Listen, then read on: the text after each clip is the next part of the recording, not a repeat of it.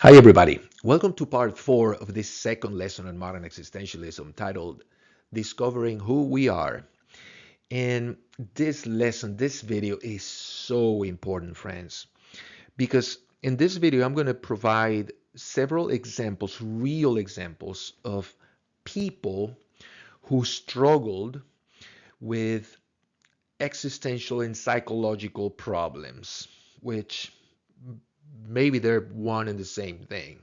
So basically, people who struggled with their lives, people who ultimately didn't find any meaning in life, and that made their lives really, really difficult.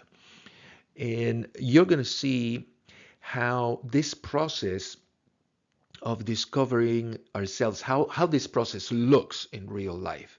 You'll see what kind of questions we should ask ourselves, what kind of things we should be paying attention to, all with the same goal, right? Of discovering things, important things about ourselves that are there within us, but we're not aware of.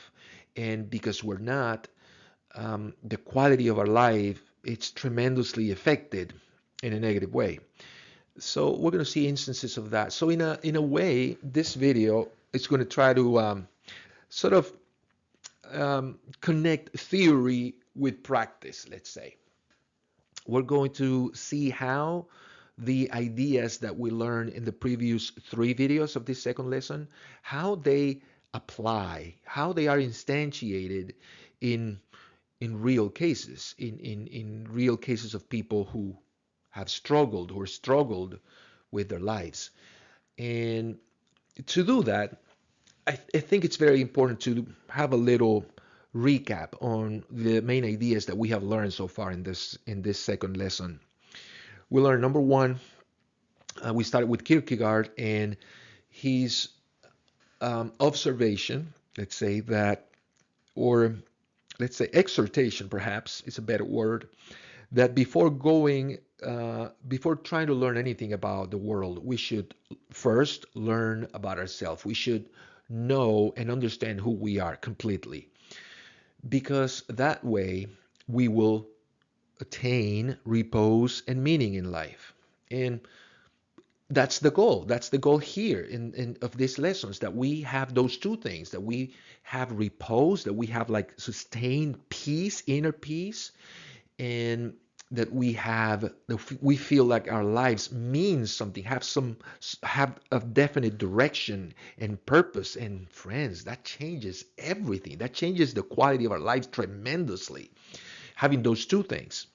Now, how are we going to attain repose and meaning? Through reflection, self-examination. Now, we learned in the second video this idea by Jürgen Habermas, the German philosopher, who says that reason, it's intersubjective in nature. It's sort of like it's like a collective phenomenon. Therefore, it is in the context of a conversation or a discourse that we're going to have better chances of thinking better, developing better insights, and drawing much better useful conclusions. Because when we're in a discourse, when we are engaged with others in an analysis, we enjoy different perspectives, and those different perspectives from people, they allow us to see things in more detail, right? Because again, people see nuance that we don't. So that's very, very helpful, especially in the context of a therapy, or in trying to understand who we are.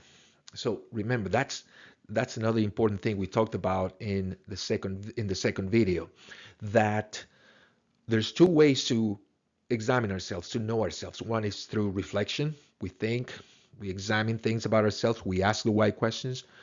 And the other way is through a conversation with others, in which we just open up and we tell people about our struggles and about the problems we're dealing with, and we pay attention to their input and see if we can learn something from their listening to their perspective.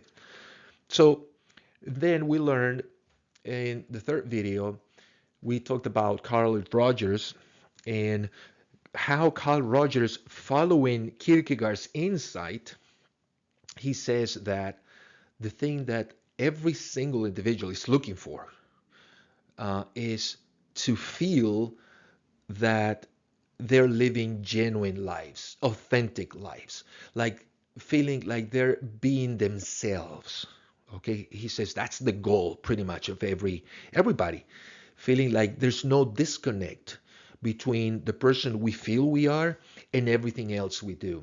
And he says, again, following Kierkegaard, that the deepest and most serious form of despair is the despair at not choosing to be ourselves, right? In other words, we despair when we feel we're fake, that we're living fake lives, that our lives is not a real expression of who we really are. And boy, that causes tremendous psychological distress.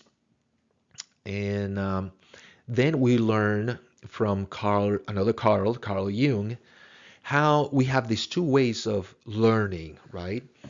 How we process information and we learn from the world. And one is through our thinking, once again, reflecting, um, trying to draw conclusions in our heads with the information we receive and making connections and that sort of thing. That's one way of learning. And the other way being through our feelings, remember? And he says that it is through our feelings that we learn what's valuable. That's really, really interesting. You're going to get to see that instances of that in this video. It's really with really, really cool examples. And finally, going back to the other Carl Rogers, he says also that the first thing he tries to do in his clinical practice is to create a relationship with his patients, an atmosphere in which the patient feels that he is safe and free to express herself, to communicate in a conversation, in the therapeutic conversation, communicate, express feelings and thoughts, right? Remember, these are the two ways we have of learning from the world, right? Through our thinking and our feelings. So you're going to see really, really great examples of that with the goal of showing you how exactly we discover ourselves. What do we have to do? What kind of questions we have to ask ourselves? What kind of analysis we have to engage in with ourselves and with others, but it's mostly with others that we're going to see examples of in this video. So let us start because I can't wait. Gabor Mate, in his book, The Myth of Normal, Canadian clinical psychologist Gabor Mate provides several examples of individuals going through the kind of identity crisis Carl Rogers describes in our previous video. Okay, people who felt a disconnect between the person they felt they are and the other things that they were doing. And here we're going to see an example of one of his patients, a man named Ulf Kapp, somebody from Sweden, I think. But it's really, really interesting what Mr. Mate has to say about this individual. So let's read. He writes, I first met Ulf Kapp about 14 years ago. Then vice president of human resources for IKEA North America. So a pretty successful guy, like, professionally speaking. Ulf seemed to have everything going for him. And yet, this internationally respected business leader had sought me out as part of a personal journey born of deep existential dissatisfaction. Don't you love it? Hey, wait a minute. This is a clinical psychologist talking about existential problems. See what I mean? Existentialism and psychology, maybe they're the same thing, right? So this man, this client, let's say, Mr. Kapp, had an existential problem, and he sought the advice of the help of a clinical psychologist. So now let's see how this story unfolds. He had been visited, and this is Mr. Ulf Kapp, right? He had been visited by a most uncomfortable realization. Oh boy, Mr. Cap had a realization. Of course, we can only speculate a little bit here, and maybe he was reflecting. He was asking himself why I feel so dissatisfied with my life, with my job.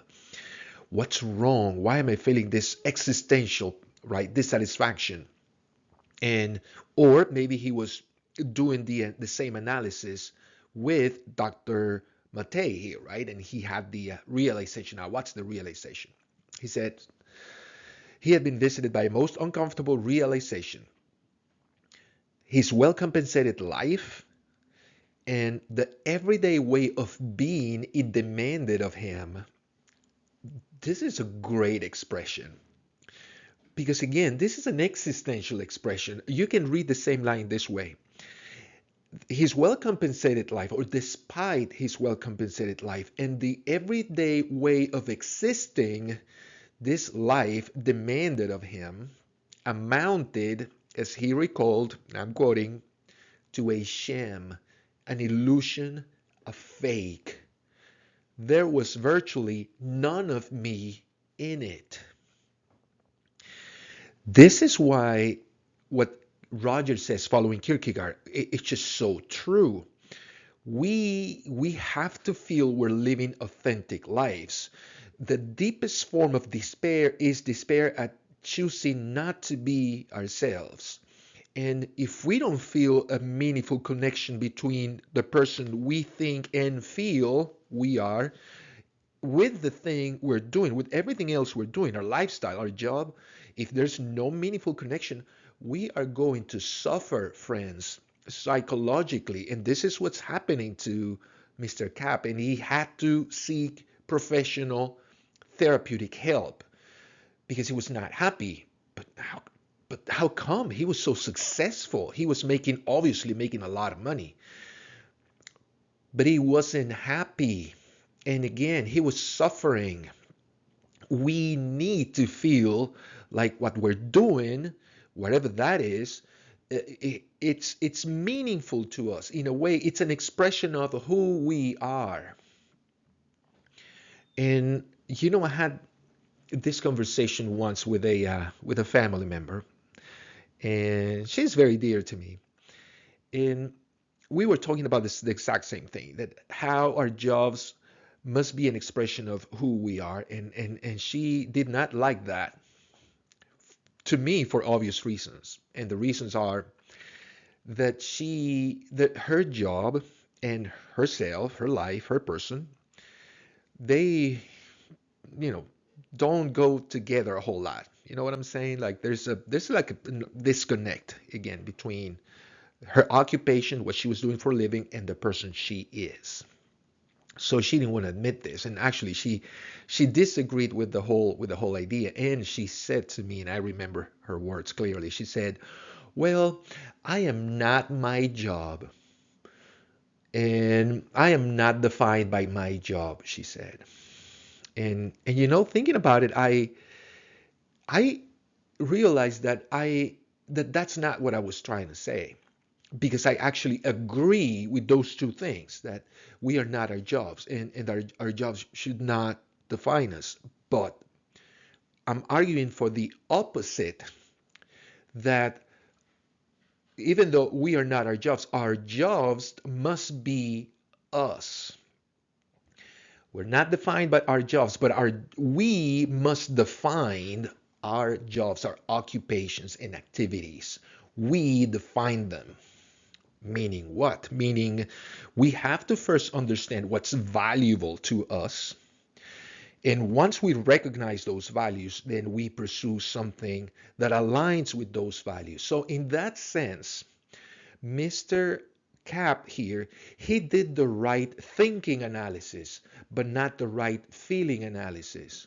Because in his thinking, he was prosperous. He was making a lot of money. He had it made. He was internationally recognized as a business leader.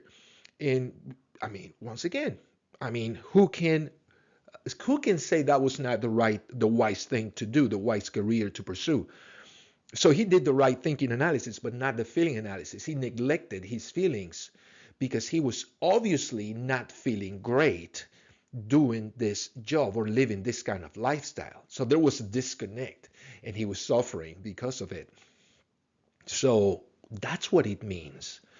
You defining your job, your occupations, your activities, and not the other way around. I'm also reminded of this co-worker, this friend I used to work with. Remember Lisa? We call her Lisa, at least. How she was so excited and she dreamt about becoming an anthropologist when she was young, and she went to school to study anthropology, and she ended up being an elementary school teacher. Okay, so another disconnection, and she was obviously not happy in that job. Like, it was just so obvious. So that job had nothing to do with the person she was, with the thing that was really valuable to her. But she didn't care. She didn't pay attention to what she was feeling, or she did not really validate her feelings.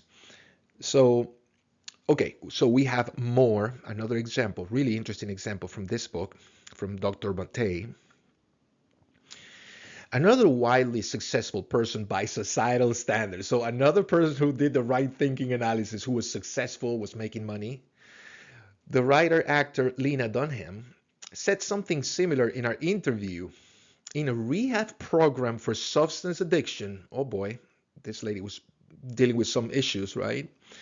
She had been assigned the exercise of writing down her own values. What an interesting exercise. I actually have more to say about this exercise. And where am I? And I realized, she says, doing this exercise, she realized that she could not think of a single value that did not belong to somebody else. So she realized that she was lost, friends.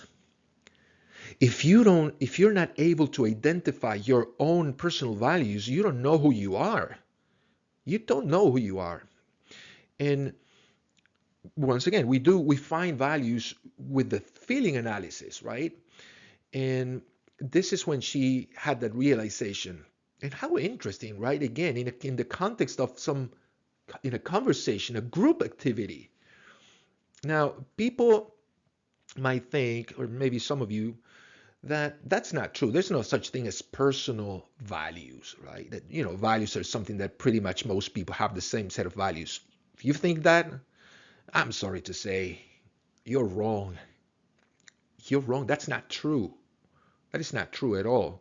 Of course, there are things that we pursue or we value in common with most people, or with many people, but we must be able to identify our own personal values. Otherwise, we're lost, friends. And I can give you an example, right? Actually, I was making reference to this exercise of writing down our own values because I do this on a regular basis with my students in class. Like every semester, I actually give them the exact same assignment. Excuse me. And the assignment is, I say, okay, to all my students, uh, write down your values. Meaning what? I have to be specific. List all the things that are very, very important to you, like really important to you, and make a connection between those values and your goals or the person you aspire to be.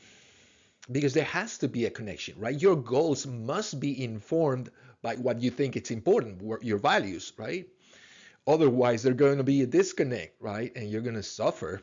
So make that connection, and that's the assignment. And then in class, students have to read their assignment in front of their classmates. Now, we normally have my classes are consist in about 24 students, so that's kind of like the number we have in our classes. So, but it always goes the same way. Like it's funny how students, well, it shows that people don't know. They don't know what's valuable in their own lives. They don't know their values. They don't know themselves. And that's what I'm trying to show them, right, with this exercise. So always goes the same way. I asked the student, okay, so and so, stand up and read your assignment. Tell us about your values. And a student goes, well, something that's very, very important to me, it's my independence and my freedom. That's something that it's really, really important to me. And I stop the student and I say, okay, and I ask everybody else in class, I said, okay, friends, raise your hand if you think independence and freedom, it's really important to you. And everybody raise your hand. And I say, okay, so and so, go on. And he says, well, another value that is important to me, it's having financial security and being, prosperous. Stop the student and I ask everybody else, friends, raise your hand if that's important to you, having financial stability and prosperity. Everybody raise your hand. Okay, so at this point, the student is going like, oh, like there's something wrong here, right? I said, okay, keep going. And he goes, well, another thing about it's a very important value to me, it's compassion. I'm a very compassionate person, and this is really important for me. Stop the student. Friends, raise your hand if compassion is something very important to you. Everybody raise their hand. So I say, okay, finally, okay, what's the connection?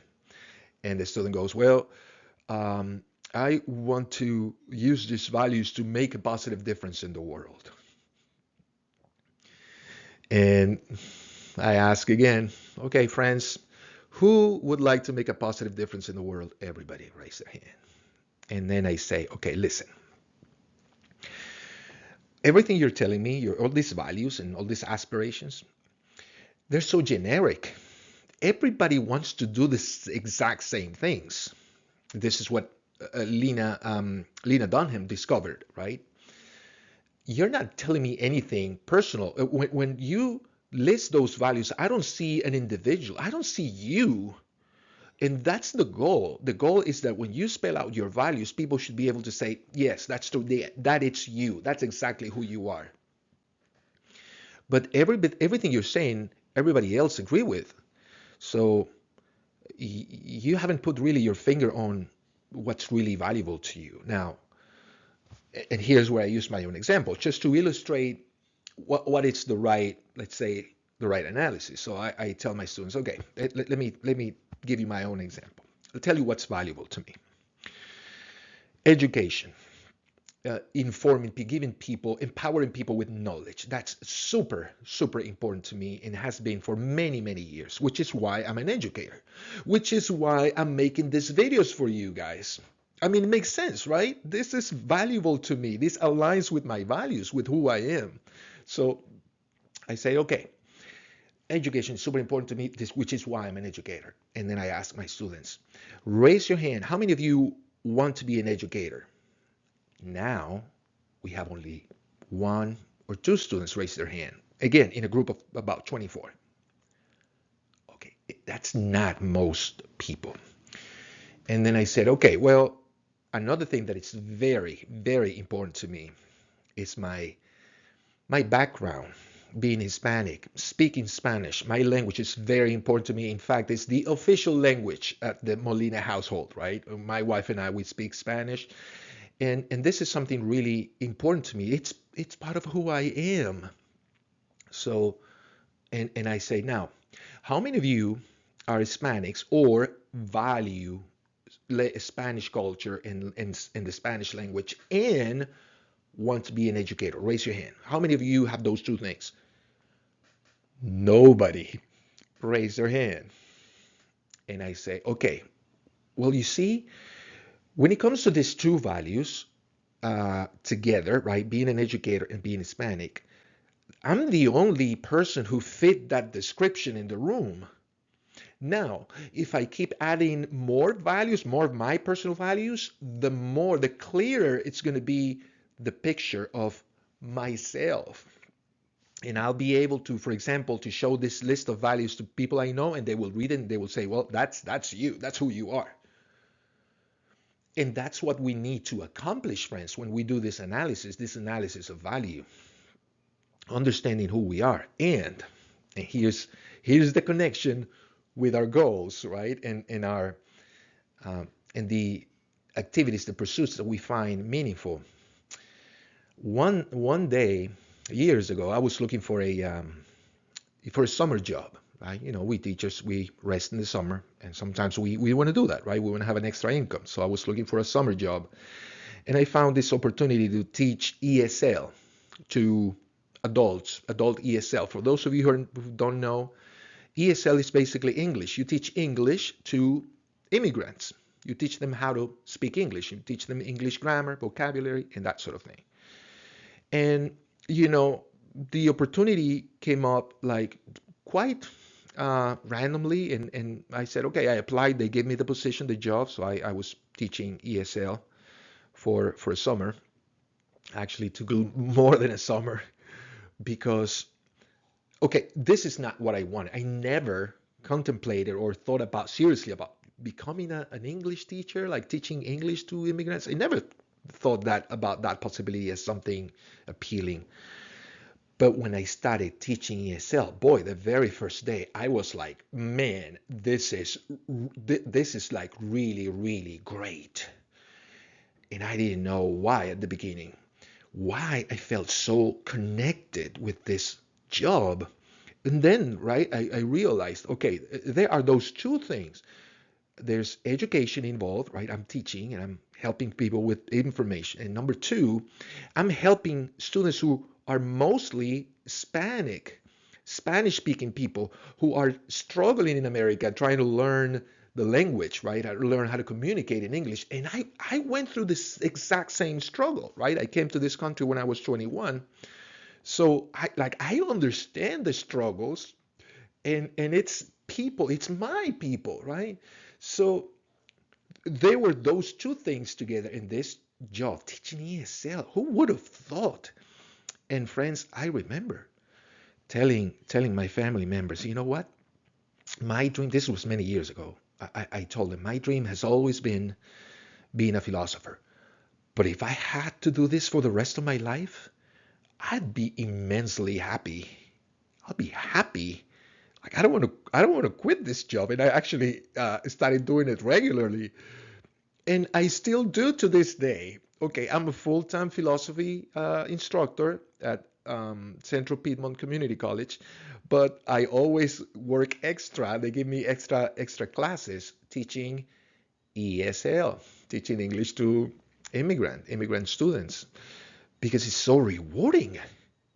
Because you know what? It doesn't feel like work.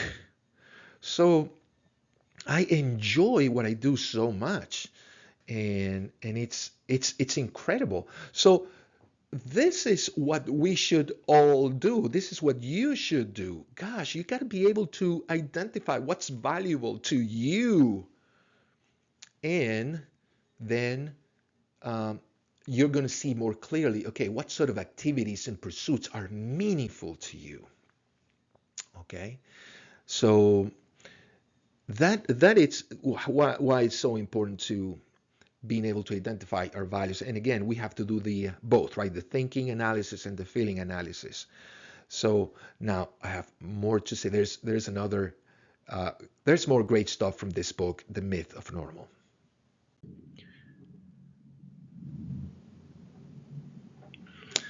He writes, the lack of authenticity. This, okay, this is the problem. Remember, Rogers, Kierkegaard, this is what everybody aspires to be, authentic. Okay, if you don't have that, if you feel like a fake, you're going to suffer. That it's, according to Kierkegaard and Rogers, the deepest form of despair. Okay, you have to feel a connection. You have to feel that. Once again, I'm being repetitive. I'm sorry. So here we go. The lack of authenticity, when this is your problem, it manifests itself through tension or anxiety, irritability or regret, depression or fatigue. I'm smiling because I don't know if you see what I'm seeing. These are all feelings. These are all things that we feel inside. We feel anxiety, we feel anger, we feel regret, we feel depression, fatigue. These are things that we feel. This is our feeling telling us there's something wrong here. Something does not match, does not align. What's important to you as an individual has no connection with these other things that you're doing. So you got to pay attention to that, to what you're feeling. I'm also reminded of a story I already told you about. One day I was picking up one of my daughters after school, and she was, remember at the story in the first lesson, she was, hanging out with her friends while she was waiting for me to pick her up, and she was like all smiley and lively, and then I got there and she jumped into the car and she completely changed. Her face was like, and I said, honey, what's wrong? And she said, Dad, I'm tired. I'm tired. And I said, I'm tired of what? Oh, I'm tired of being the person, being the fun friend. I'm tired of playing this role. Okay, well, you gotta listen to your body. You gotta validate those feelings and understand. And here it's where we use the thinking part, right? To assess why you're feeling this way. There is something that it's not meaningful to you in this role that you're playing with your friends, in front of your friends, and then with me. You're obviously feeling a disconnect, and you're feeling that you're not being your true self, and that manifests itself in fatigue, feeling fatigued, tired. Gosh, it's just crazy how, friends, this is not about me. I mean, really, I hate giving myself so much importance, but it's the best example that I'm the one that I'm more familiar with. I have days where I'm like physically tired. As soon as I start teaching, it's like it disappears. It just disappears, and I feel so energetic,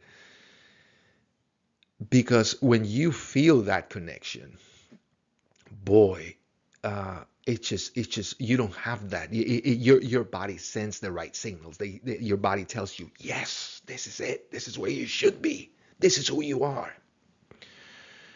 Now, continuing with this quote, when any of these disturbances, these feelings, these negative feelings, when they surface, we can inquire of ourselves. I love it.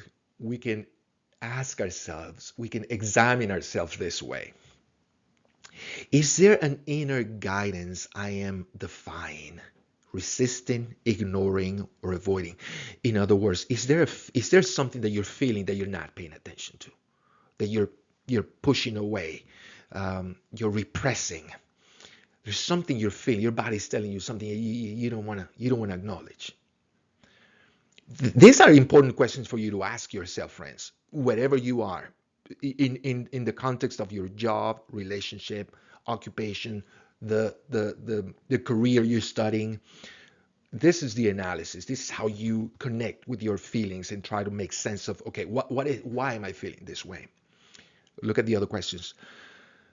Are there truth I'm withholding from expression or even contemplation?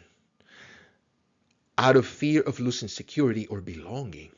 Are there something, okay, if you're not feeling happy doing what you're doing, you gotta state it. You gotta say that, because it's true that you're not feeling happy, even though you might think in your thinking analysis, right? You might think, okay, well, I should be happy. I'm successful. I'm making a lot of money, but you're not. And it's important to acknowledge it and say it to people and to yourself. I'm not happy doing this job. Why? I'm not happy in this relationship. I feel tired in this relationship or job. I feel angry.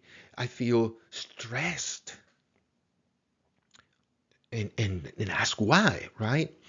So if you're not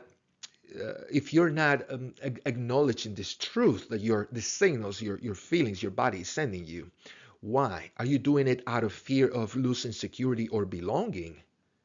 Because sometimes, you know what happens, we we are in an activity, or we're pursuing a career because we think that is the right thing. That's what everybody says. Yeah, that's the right thing to do, and so we don't want to change our career path or change our job, or we don't want to end our relationship because we feel like it's going to make so many people unhappy, right? And that's important to you. You want to meet people's expectations, and everybody's telling you, yeah, that's what you should do. You have the perfect life, you have the perfect job, but you're not happy in that job. So you keep betraying yourself out of fear of losing security or belonging. Well, security speaks of the financial aspect, right? Belonging speaks of the social aspect of not disappointing, once again, our friends and family's expectations. Continuing with the quote, these are great questions you should ask yourself. In a recent encounter with others, is there some way I abandon myself, my needs, my values? Are you doing things just to please other people? And in doing that, you're betraying yourself. What's really valuable to you. Yes, you're doing a job that you don't really like, but there's good money, and I don't want to repeat that example, right? What fears, rationalizations, or familiar narratives kept me from being myself? Do I even know what my own values are? So, values, we got to identify, and I think you already have an idea of the kind of analysis you got to do and the kind of listening you got to do regarding your feelings and your body, right? And acknowledge those feelings and those signals your body is sending you. I want to make this very clear, friends. I'm not trying to advocate here for a lifestyle that it's um, in which there's no room for prosperity, financial security, or success. That's not what I'm saying.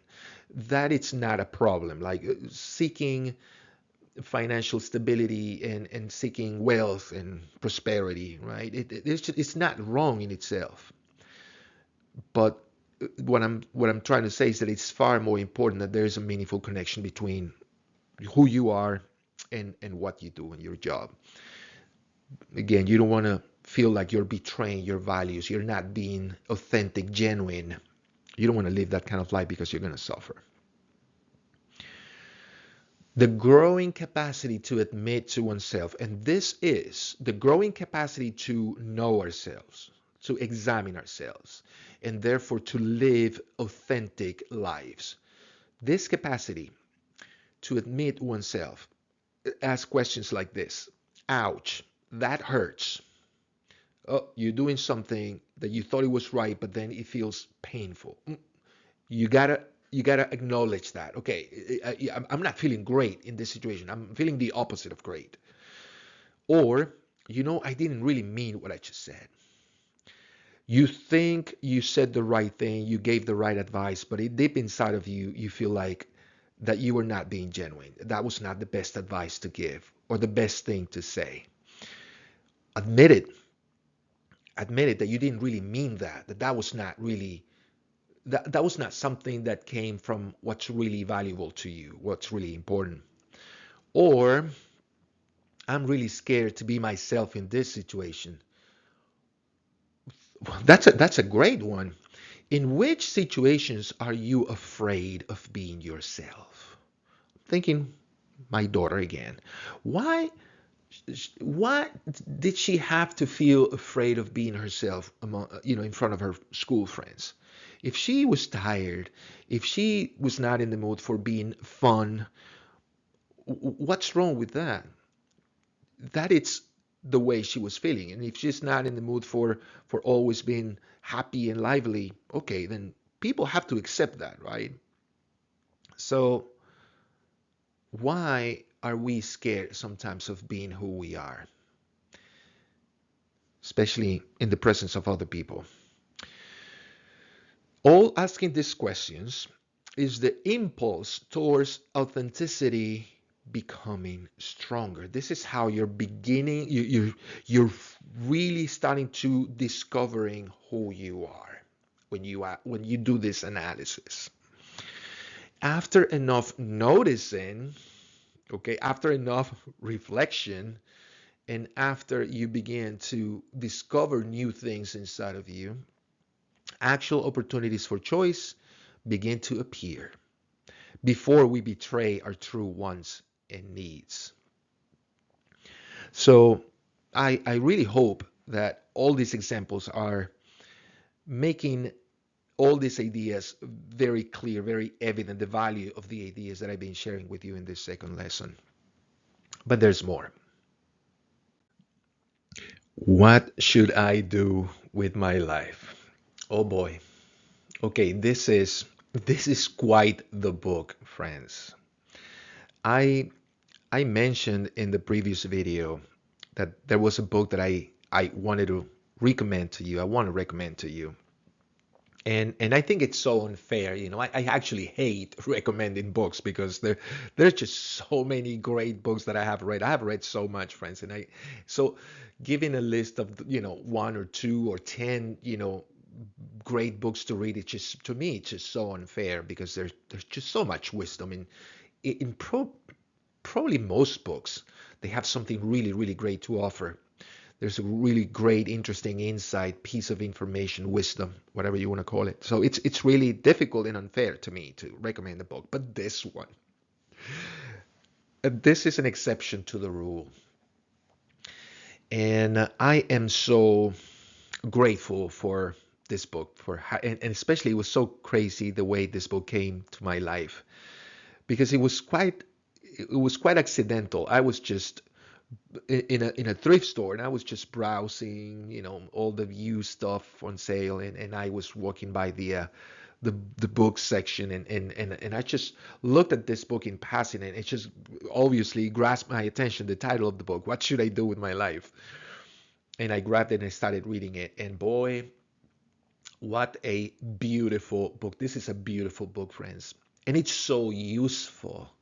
It's so useful for our lectures, for our lessons. And okay, so the book, it's called What Should I Do with My Life? And look at the subtitle. The true story of people who answered the ultimate question of why am I here, basically, right? That's another version of the same question. What should I do with my life? What's the purpose of life, right? And it's a collection of stories of real people who struggled with their lives, and they struggle finding meaning and finding a connection between the person they were and the occupations they were seeking, they were trying to pursue. So it's like people trying to understand, discover who they were, right? They were trying to examine themselves. Now, Mr. Bronson is not a psychologist; he's a journalist. So the conversation that he has with all these people, that he had with these people, they are like more casual, right? Like just conversations like you can have with a friend, right? A coworker. But there's something great about Mr. Bronson here, and that is that he is a master at, having the so-called therapeutic conversation. He's a master because, like Carl Rogers says, he was able, in all these interactions with these people he interviewed, he was able to actually create that environment in which the people he was talking to felt free and safe to express themselves, to express their thoughts and their feelings. So you're going to see an example here. There's so many great examples. Like, it's unbelievable the value of this book. But I'm just going to show you one example from the book. It's not because this one, it's really, really, they're all great. I just picked this one because I had to pick one. I can speak about this book for hours, friends. And boy, highly recommend it. And I just picked this story because it illustrates in a conversation the process of listening to what I'm feeling, and try to make sense of the information that my body is communicating to me. Okay. The following is an excerpt from Nicole Heinrich and Paul Bronson's interactions as recorded in the latest book, What Should I Do with My Life? So you're going to see a conversation, right, between Mr. Bronson and this lady, Nicole. And look what Nicole says. I'm embarrassed to admit it. It sounds petty, but a woman at work and her relatives make crystal glasses. One day she was accepted by the home shopping network to sell her crystal, and she was so elated, absolutely joyous. And I was so jealous because I could not even remember the last time I'd felt elated. Wow, that's a brutally honest thing to say, to admit. Because we're not proud when we feel jealousy, when we feel anger, um, when we feel, um, yes, jealousy, or I'm just, the word escapes me right now, and envy. Okay, that's the word I was looking for. These things are not great feelings to express, but it's just so important to admit it because these are truth. Your body, it's communicating to you, and you got to acknowledge them. So that's what she's doing here, right? She's acknowledging that she felt jealous because she could not even remember the last time she felt this joyous. And let's continue. So she already did an analysis there, right? Okay, why am I feeling jealous? Oh yeah, because I don't remember the last time I felt that way, that happy. Now continuing, Nicole says, I couldn't even remember what elation felt like. I hated my jealousy. Okay, this is more of a feeling analysis. Okay, I'm feeling jealous, but I hate that. And I knew I would be miserable unless I stopped chasing this idea that I'll only be happy if I get to do this or I get to have that. I'll be miserable if I keep pursuing um, values that don't belong to me, but belong to perhaps most people. Most people say, yeah, you're going to be happy if you have a house. You're going to be happy if you make 6 figures or 7 figures. So pursue those things and you'll be happy. And she realized here, no, I'm going to be miserable if I keep pursuing all these things in order for me to feel happy. So what should you do then? Okay, you seems to be doing the right analysis here, the right feeling analysis here. Okay, you're understanding why you're feeling, you're expressing your feelings, and you sort of have an idea where these feelings are coming from, right? But but now what? What are you learning after doing this feeling analysis? Let's see. Oh, Nicole, I forgot this part. Nicole started seeing a therapist shortly after. Okay, so yeah, she was trying to find meaning in life in her job or professional life, and she was dealing with some negative feelings that she acknowledged, and but she was visibly unhappy and distressed psychologically. So okay, here's the connection with therapy, right? She started seeing a therapist. Okay, but let's see more of her findings, Nicole's findings in this self search. I've been all over the country, I said. This is Mr. Bronson's speaking in his interaction with her. I've been all over the country, I said. And what I found is that when you succeed and you're still unhappy, you're successful, but you're still unhappy, it's usually because in your heart, you're conflicted about what you've presented about yourself to the world. You're conflicted because you feel that you're fake, that there's no genuine meaningful connection, right, between who you are and what you're presenting yourself to the world. You're showing yourself to be very successful in your job occupation, you're making a lot of money, and you're giving this um, um, illusion that you have it all figured out, and you're still happy. I'm thinking about all the stuff that people post on social media, right? Everybody looks so happy and accomplished, right? So, but he says right here, when people are successful and they're still not happy, it's because they have this conflict. about the image that you presented yourself to the world. It's not really who you are. By telling and retelling her story, by doing the analysis, reflecting, and talking with other people, with her therapist, her peers, and with me, Nicole was rewriting her past, opening the door to different, more meaningful futures. She was beginning to go like, okay, to put two and two together, connecting the dots, experiences, things that are always been valuable, important to her, and understanding that, okay, then that gives you a better vision of, what path you should pursue, right? So opening the doors to different futures and more meaningful possibilities. Mr. Bronson asked, what is the one thing you are clear about, Nicole, after doing all this analysis? I'm realizing, she says, that whatever I do, it has to be 100% for me.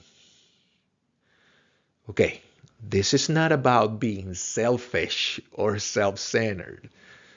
It's about, okay, I have to do something that it's valuable, meaningful to me personally, not because it's the right thing to do in the eyes of most people, not because it's the most profitable enterprise career in the eyes of most people. No, if I'm going to do something, it has to be something that I find absolutely meaningful and great, and I feel a connection, and I feel it's something rewarding, and I see myself in this activity or pursuit. That is the right way of that's the right approach, friends. Whatever you do it for yourself, really truly for yourself. And that means something that aligns with your personal values, not these generic values of, being independent and being compassionate and making a difference in the world. That's what everybody says. Those are not your values. That's everybody's values.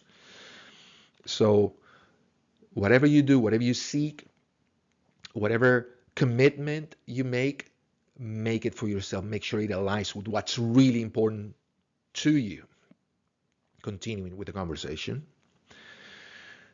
Mr. Bronson says, try that story out for a while, live with it, see if it feels right.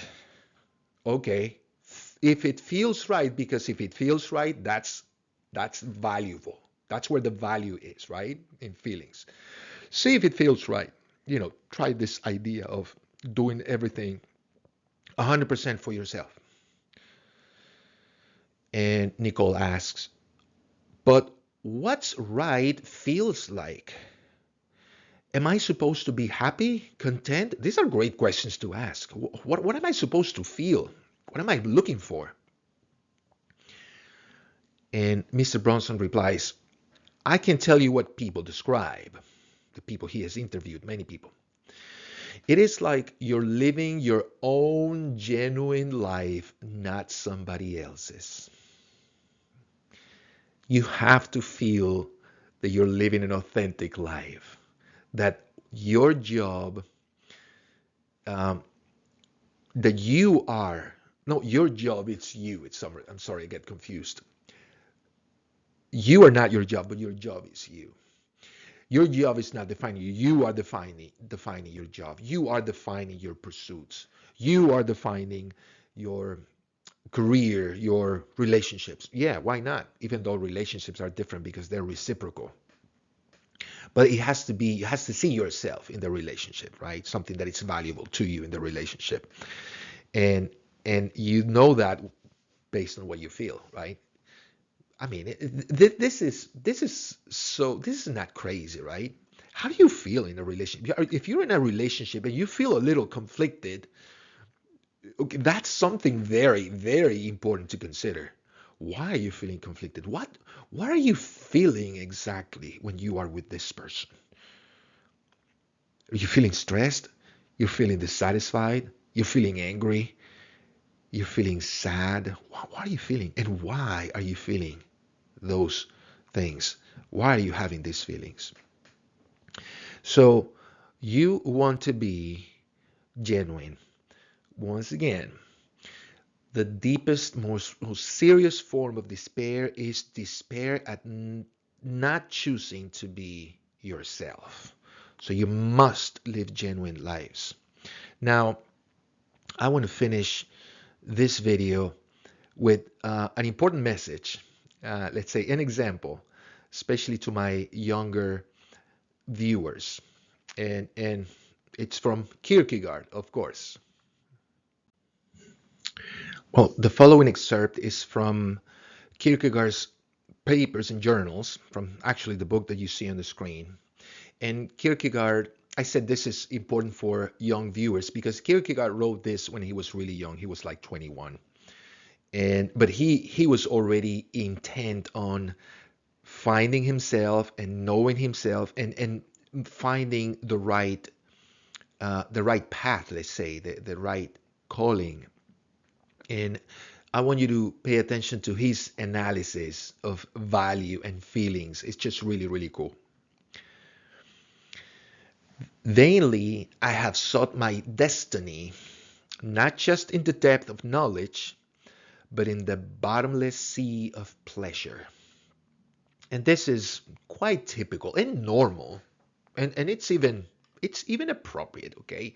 Young people, they want to have fun, right? It's all about pleasure. It's all about, yes, let's just go out and get drunk and let's get high, or let's get laid and just let's experience pleasure, because that's what we most young people by far, right? That's what really matters to them. So let's see how Kierkegaard did, right, in this in pursuing pleasure. He says, I have felt the irresistible power with which one pleasure leads to another. I have also felt the boredom, the pain which ensues. Okay. Well, yes, we love having fun and getting drunk and laughing with our friends and being entertained, but in the end, we're not going to feel great at the end of the day, right? We're not going to feel like satisfied. We're actually going to feel the opposite. We're going to feel pain and boredom. Um, remember, I when just a few years ago, one of my daughters, she was in summer break from school. She was still in school, and I remember I called her because she lives with mom, and I said, "Hey, honey, how you doing?" And she's like, "Oh no, nothing. That I'm tired." I said, "Tired of what? What have you been doing?" "Just nothing. Just being home." And she says, "Well, yesterday watched Netflix the whole day since I wake up in the morning till I fell asleep at night. That's all I did." And I said, "Well, that's great, right? You should be feeling like elated, right? Because you're always talking about, gee, I hope I had a day off so I can just watch Netflix and just enjoy myself, right? So you should feel great. Why do you feel tired?" Your body, it's communicating something to you. You think that thing it's important, it's valuable. Well, it's not, because what you're feeling inside is fatigue. You're feeling tired and bored, because that means, friends, that there's no value, there's no real value in those pursuits. And don't get me wrong, it is important to have fun. It's important.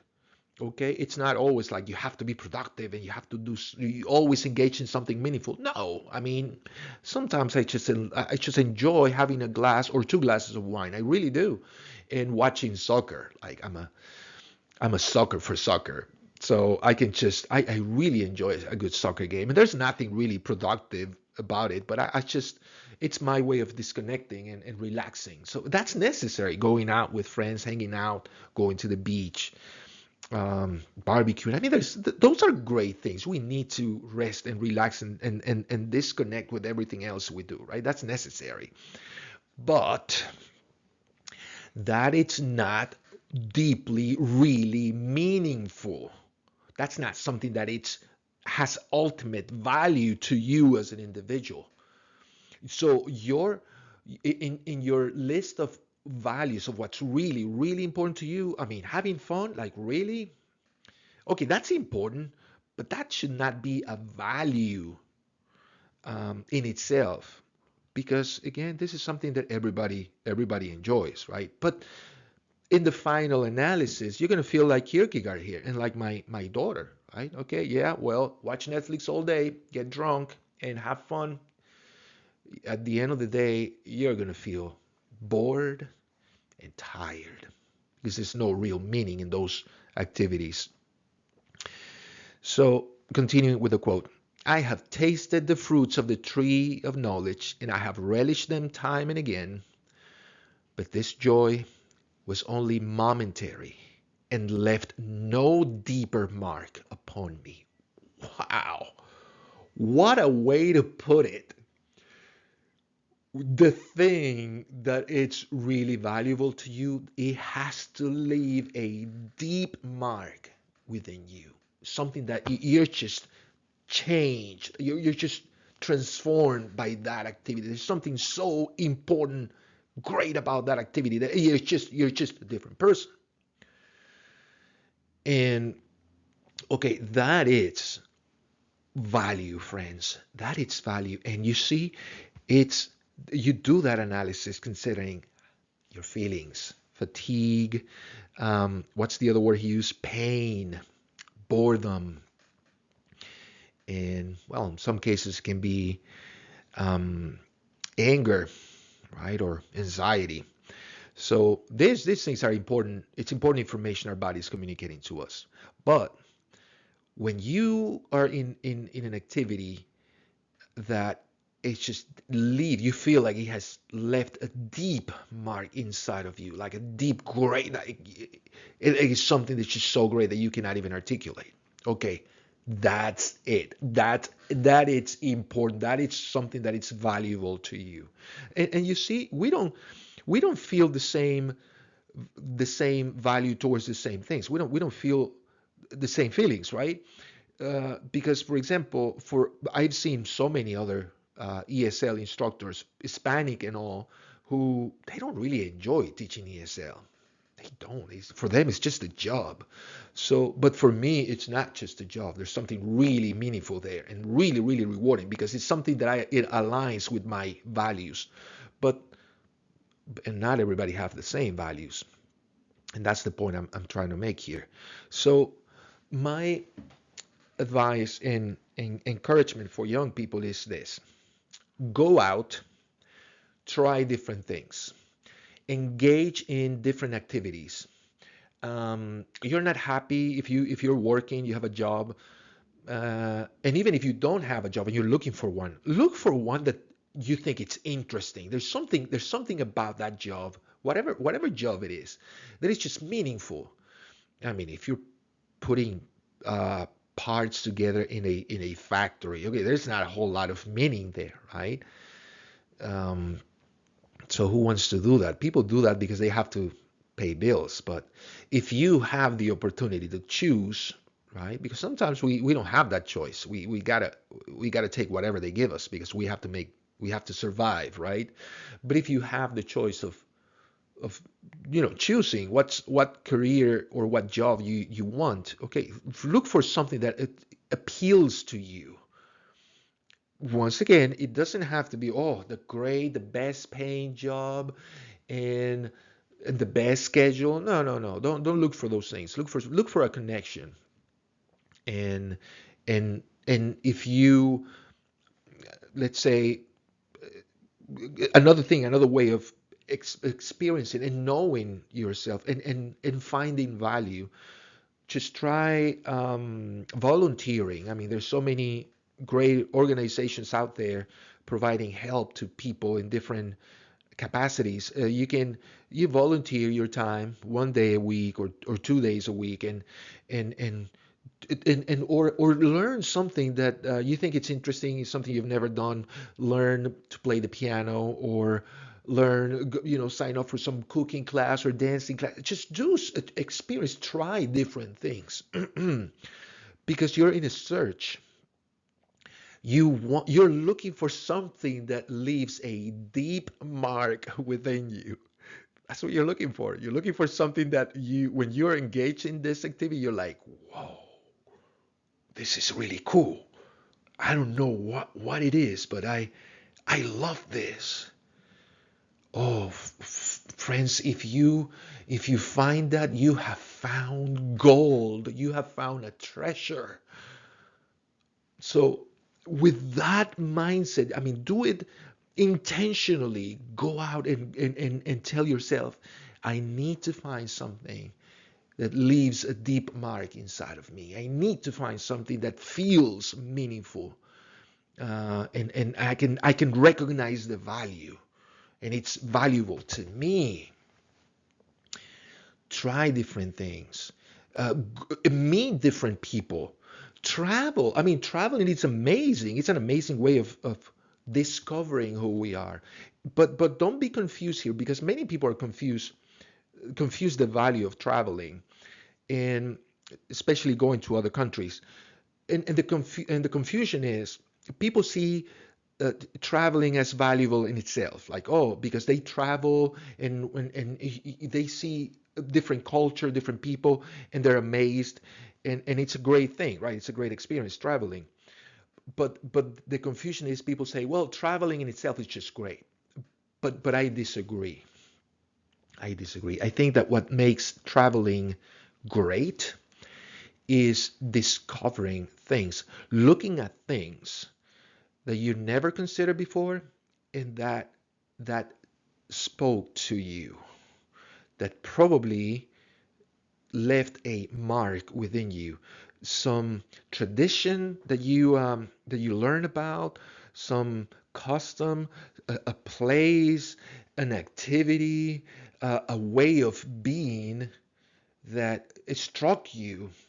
And maybe those are the things that are meaningful and are great. So it's not really traveling in itself that it's valuable and meaningful. It's what you discover while you travel. And this is when you gotta be paying attention. You gotta be listening to your body and to those feelings. You're in a culture, let's say you're in a place you've never been before, and there's something really, really interesting about it. You don't know, you cannot put your finger on it, but you do feel something special in the place. Well, you gotta dig, friends. What is it? What is in this place that it's meaningful, that it's interesting, that it's appealing? What is it? Ask yourself, dig and see what it is, and you're gonna discover something that it's valuable to you. You're gonna discover something about the person you are. You're gonna be discovering yourself. But this is how you do it. Analyze things with your thinking and with your feelings. When you feel something, ask yourself why you're feeling this way, because there's value in those feelings. It's a once again, your body telling you what's valuable, or what's the opposite of valuable, what's difficult, what's not appealing. So yes, go out, have experiences, mingle with different people from different backgrounds, listen to them, and you're going to begin seeing, the picture with a lot more detail in high resolution. Wow, it's just so important to talk to people. Open up. If you're not feeling great, if you're traveling or you're doing whatever, you had some expectations and you engage in this activity, you're not feeling great about the activity. Let's say you're volunteering, helping people, elderly people in some way, and you don't feel great. Well, just admit it. And if you have the opportunity, talk to somebody about it, or more than somebody. Hey, you know what? That's supposed to be great. You're supposed to feel great, helping these people, but I don't. It's okay. And say it. And maybe the person you're talking to, they're going to provide an interesting point of view, and they're going to let you see something you're not seeing. Well, yeah, maybe this is not for you because, and now you want to listen. Because what?